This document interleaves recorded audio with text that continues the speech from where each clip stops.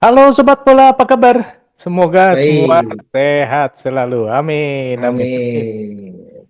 Ini ada kabar tentang Elkan Bagot yang katanya menolak dipanggil timnas Indonesia gara-gara dia ingin lebih fokus dulu memulihkan cederanya di klubnya. Eh, Betul. ini jawaban yang bagus atau enggak sih, Bro?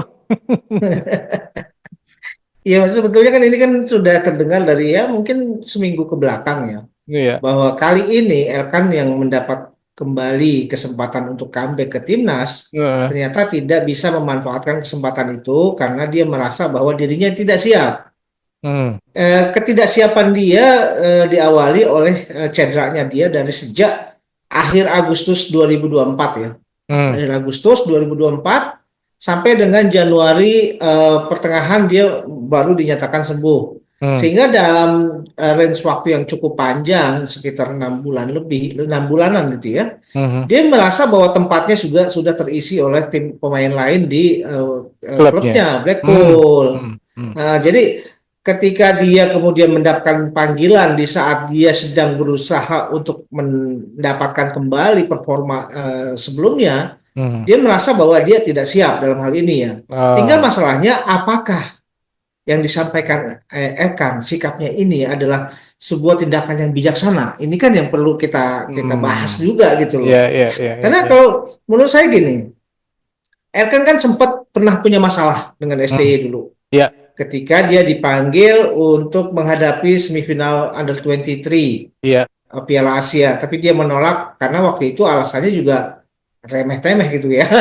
Karena dia ya, lebih mementingkan liburannya katakanlah ya. ya, ya. Tapi ini berbeda kali ini. Nah, kita sih mungkin sebagai penikmat bola dan fans sepak bola timnas tentu tidak boleh juga baper ya menanggapi penolakan Elkan. Karena saya pikir penolakan Elkan itu kali ini punya sisi-sisi yang profesional, Mhm. sisi-sisi yang memang dia membutuhkan juga jam terbang yang lebih lagi gitu, lebih Hmm. panjang. Hmm. Apalagi dia juga mengingat bahwa kalaupun dia hadir di timnas kali ini, kemungkinan dia hanya jadi penghangat bangku cadangan ya. Hmm. Karena ya kita tidak perlu khawatir dengan ketidakhadiran Elkan.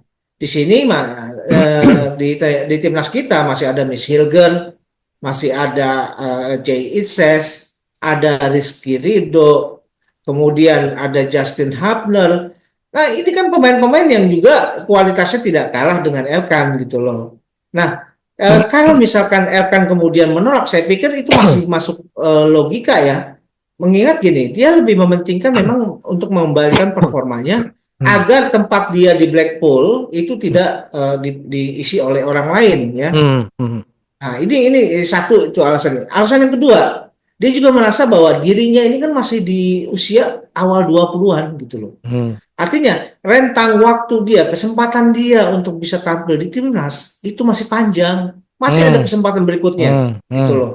Jadi Hmm. dia berpikir kali ini saya lebih mementingkan inilah karir profesional saya. Hmm. Sebagai jalan hidup saya harus mementingkan ini dulu. Hmm. Ketimbang saya toh di sana juga tidak bisa ngapa-ngapain katakanlah ketika Hmm. memenuhi Hmm. panggilan timnas. Tapi ketika dia nanti sudah merasa siap, sudah menemukan kembali performanya, dia lebih punya kepercayaan diri untuk bersaing di timnas kita kali ini. Kalau saya berpikir gitu ya, kalau Hmm. misalkan jadi Elkan gitu, justru saya mendingan masuk timnas karena timnas ini kan cuma seminggu ya, notabene ya, Hmm. untuk yang bulan April ini. Ya, Yang pertama adalah dia pasti akan mendapatkan sebutlah sentuhan dari apa namanya pelatih baru nih, yang notabene kan ya, punya kelas di Eropanya gitu.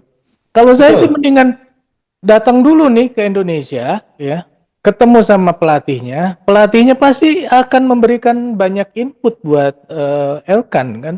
Daripada sekarang diem di sana yang juga belum tentu Ya, juga dapat gitu kan isi ibaratnya. ya itu kan memang adalah ini ya pro kontranya. Pro Mhm.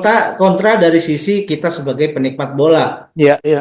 Tinggal masalah bagaimana akan kemudian menanggapinya dan bagaimana pula hasil komunikasinya dengan Patrick Kluivert. Ini juga kan kita belum tahu ya. Karena kali ini alasannya tuh berbeda. Kalau dulu kan dia dihubungi agak susah, tapi kali ini dia juga sempat berkomunikasi dengan Patrick Kluivert. Nah, apakah kemudian perbincangan percakapan dia dengan Patrick Kluivert juga menyangkut hal-hal di luar non teknis? Itu kita juga tidak tahu ya. Nah, makanya kemudian Patrick Kluivert juga tidak sepertinya tidak tidak terlalu baper ya dengan penolakan Elkan kali ini, karena sepertinya dia pun memahami itu gitu loh. Nah, tinggal bagaimana sebetulnya dari pihak pemain memberikan pemahaman kepada staf kepelatihan yang memanggil. Nah, kalau pemahaman yang kemudian punya kesamaan level, ini artinya kan sudah sinkron lah ya.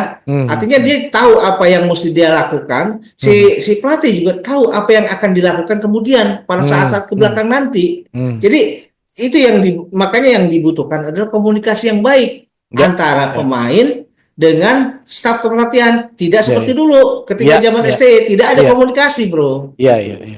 Ya bisa jadi juga setelah Elkan menyampaikan situasinya ke Patrick, malah justru Patrick yang menyarankan ya udah lu di situ aja deh, gue tahu posisi lu. Bisa aja kan seperti bisa itu ya. Bisa jadi, betul bro, betul sekali. Iya. Jadi memang itu kayak sekarang ini kan memang di antara pelatih, staf kepelatihan dengan para pemain yang dibutuhkan adalah sinergi yang baik. Sinergi bukan cuma terjadi di lapangan, tapi sinergi terjadi juga di luar lapangan. Artinya kekompakan itu harus terjaga, keterbukaan itu harus terbangun. Jadi apapun yang menjadi kendala dari pihak kepelatihan maupun dari pihak pemain itu bisa tersalurkan dengan baik sehingga semuanya bisa sinkron dan pada akhirnya ada keputusan-keputusan yang bijak dalam menanggapi hal-hal yang seperti ini, bro. Ya, cuman kalau di berita yang disebutkan adalah Elkan yang menolak, ya artinya kan keputusannya ada di Elkan bukan di tim pelatih. Ya bisa aja kalau misalnya tim pelatih ya udah lu di situ aja kan, artinya itu keputusan dari pelatih. Ya udahlah lu di situ aja dulu deh demi karir lu juga dan segala macam, itu kan lain ya yang ngomong. Tapi kalau misalnya pelatih memanggil, artinya kan dia pengen gitu kan. Paling enggak kan minimal ada sentuhan-sentuhan pelatih baru lah. Lagian kan ini pelatih baru ini kan wah gila kan, dihormati di Eropanya kan ini. Betul. Ya itu tadi lah. Kita juga kan tidak tahu ya bagaimana proses penolakan ini terjadi. Kemudian kalau saya pikir sih melihat pada apa yang berkembang belakangan, sepertinya penolakan ini tidak menjadi isu yang gawat ya, isu yang bisa kemudian memanas dalam hal ini ya. Karena ya kemungkinan sudah ada kesepahaman antara kepelatihan dengan pihak Elkan. Walaupun memang inisiatif untuk menolak itu datang dari Elkan. Tapi kalau Elkan bisa atau mampu menjelaskan secara detail dan jernih apa yang menjadi penyebab dia menolak, kemudian staf kepelatihan juga kemudian menerima alasan-alasan yang disampaikan oleh Elkan, yang nggak ada masalah sebetulnya. Nah ini kan baru yang terkuak gitu ya, yang terkuak ini kan baru Elkan yang notabene dulu ketika zaman STY udah masuk blacklist. Blacklist, nggak dipanggil lagi oleh STY gitu ya, gara-gara pernah menolak seperti itu. Tapi ada nggak ini kemungkinan pemain-pemain Indonesia yang lain seperti misalnya Ramai Rumakik gitu yang juga pernah masuk blacklistnya STY dipanggil juga oleh Patrick? Saya pikir kemungkinan itu masih terbuka lebar ya. Karena saya satu hal yang saya mungkin agak lebih positif ya menanggapi Patrick Kluivert adalah dia lebih open minded ya terhadap persoalan-persoalan demikian. Ini berbeda memang tingkat pemahaman kedisiplinan dengan perspektif orang Asia dengan perspektif orang bule katakanlah ya, orang Barat. Itu punya level yang berbeda. Nah, kalau misalkan Patrick Kluivert juga kan melihat juga pertandingan-pertandingan di Liga Indonesia, Liga 1.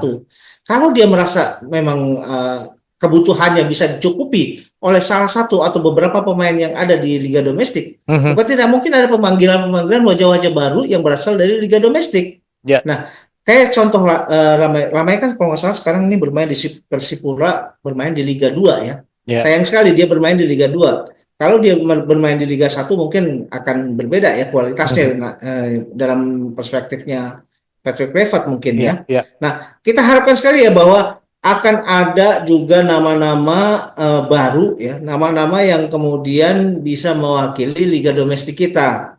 Apalagi kalau kita lihat juga belakangan terdengar kabar bagaimana Asnawi di Port di Liga Thailand itu di separuh musim kompetisi dia masuk dalam starting 11 ya. Starting 11 11 pemain terbaik di Liga Thailand. Artinya apa? Ini kan perkembangannya menjadi semakin menarik bahwa pemain Indonesia yang abroad dan yang berasal dari liga domestik pun ternyata kualitasnya juga tidak kalah dengan pemain-pemain dari dunia lain yang bermain di Liga Thailand gitu loh. Kita harapkan sekali ya bahwa Pratama Arhan pun juga demikian. Karena belakangan ini Pratama Arhan juga sudah mendapatkan kepercayaan dari timnya gitu loh untuk bisa tampil. Nah, ini pertanyaan menarik nih, Bro. Kan Indonesia ini, timnas Indonesia ini kan dilatih oleh pelatih asal Eropa ini kan bukan yang pertama, kan dulunya juga sering. Dan banyak sekali, saya nggak nyebut banyak sekali ya, tapi ada beberapa pemain yang di zaman itu mulai bicara ya ternyata bahwa waktu mereka dilatih oleh pemain-pemain asing itu, pelatih-pelatih asing itu yang asal Eropa, mereka masih bisa keluyuran malam-malam gitu kan. Nah, ketika itu kan sangat berbeda dengan apa yang dilakukan oleh STY. STY kan sama sekali benar-benar strike ya. Jadi menurut saya mungkin disiplinnya Asia Tenggara ini lebih cocoknya memang dari pelatih asal Korea ini dibanding dengan pelatih asal Eropa. Karena memang Eropa kan beda. Orang-orang Eropa kan memang beda juga cara melihat profesionalismenya kan gitu.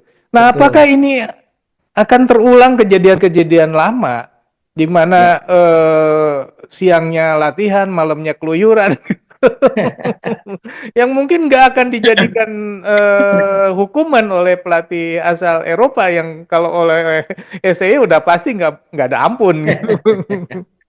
Ya, ini mungkin ada dua hal yang berbeda ya. Ketika zaman itu pelatih memang berasal dari Eropa, katakanlah dari Belanda, dari Austria dan segala macam. Tapi kalau pemain-pemainnya berasal dari liga domestik ya agak susah gitu ya. Karena pemain-pemain ini berbeda sekarang dengan timnas kita. Timnas kita itu sekarang boleh dibilang 75% berasal dari diaspora. Yang punya latar belakang disiplin yang berbeda dan punya profesionalisme yang sudah mengakar gitu loh bro.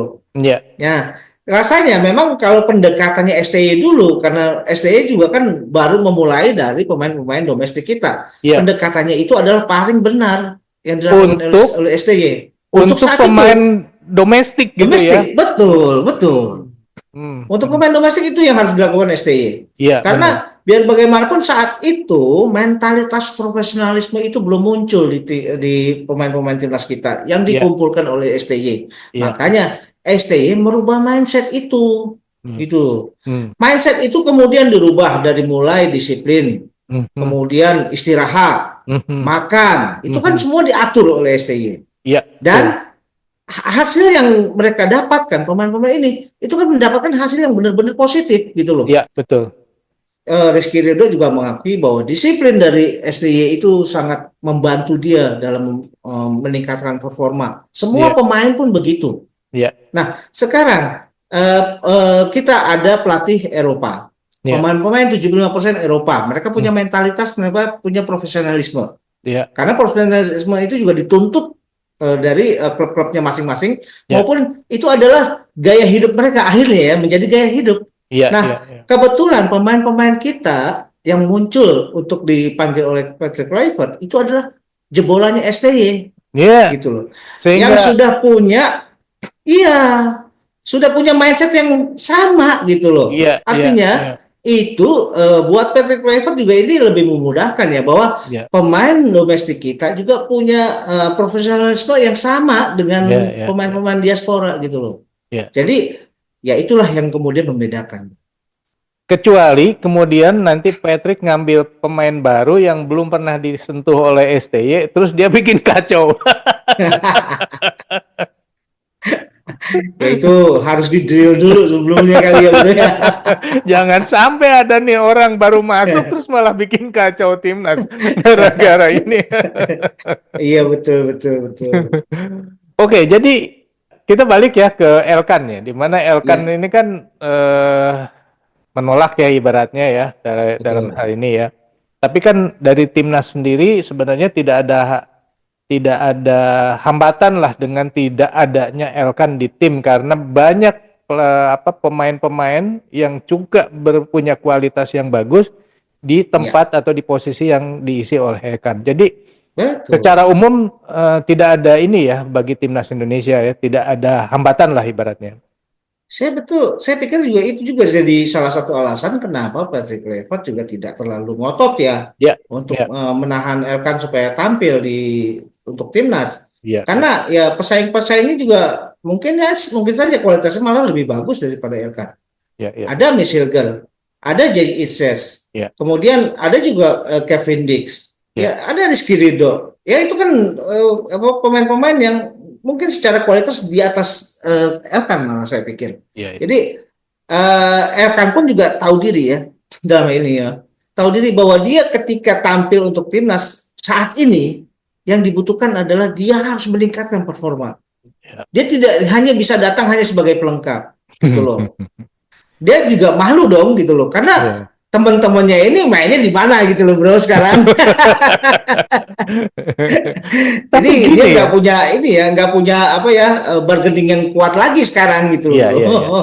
Kecuali waktu dulu ketika STY panggil ke semifinal itu memang benar-benar pada saat itu posisinya Elkan benar-benar sangat diperlukan karena memang tidak ada pemain yang Betul, lebih tinggi kualitasnya lagi dari Elkan pada saat itu. Padahal betul. juga pada saat itu pemain-pemain yang ada di lapangan itu juga sudah dalam kondisi kelelahan karena kan sudah bermain terus-terusan gitu kan. Iya, kan saat itu memang lagi dibutuhkan ya di Hmm. semifinal U23. Ada Rizky Ridho yang tidak bisa bermain karena akumulasi kartu. Hmm. Kemudian entah dia atau Justin Hubner lah gitu ya, Nah, yang cedera gitu loh. iya Ini betul. kan juga butuh seorang center back. Nah, Iya, berbeda kondisinya dengan sekarang gitu, iya, bro. iya. Ya, memang masa lalu itu bisa jadi pelajaran yang berharga banget ya, Bro. Betul. Iya, benar. Pelajaran banget nih, jangan sampai lagi menolak pada saat itu sedang diperlukan banget banget banget dan jangan lupa juga pelatihnya pada saat itu memang punya disiplin yang berbeda dengan disiplin Eropa. Oke, sobat bola, itulah obrolan kita kali ini. Kalau menurut sobat sendiri, ini Elkan sebagai sikap yang baik atau tidak dengan menolak dari pelatih timnas Indonesia untuk bergabung? Kalau memang sikap yang baik, silakan tulis di komentar di kolom komentar. Demikian juga sebaliknya kalau misalnya itu dianggap mbalelo. Sekian dulu obrolan kita lanjut di obrolan lain. Sampai jumpa. Bye. Thank you, bro.